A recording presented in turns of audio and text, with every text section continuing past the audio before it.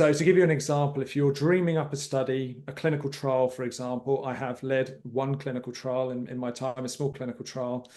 I think we all underestimate just how much work it takes to do before we're ready to go ahead and actually do the research.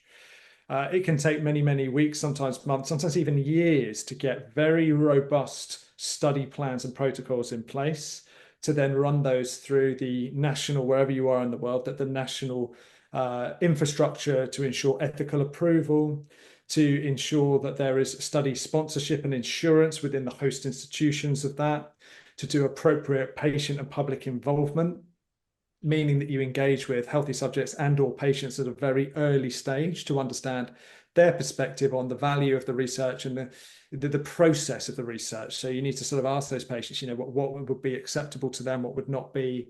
They will provide you, patients are a phenomenal source of information about their own health conditions, but also about their own patient journey.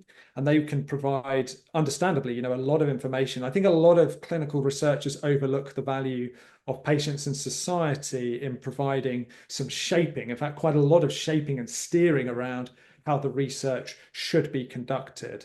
And all of these things might then reshape your study objectives, your study goals, your outcome measures.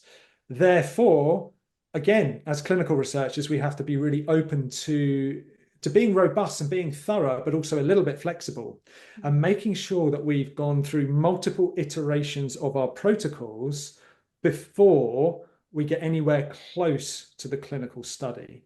And making sure that those multiple iterations have been approved and checked and improved by the ethics boards and ethics committees and other researchers, other collaborators.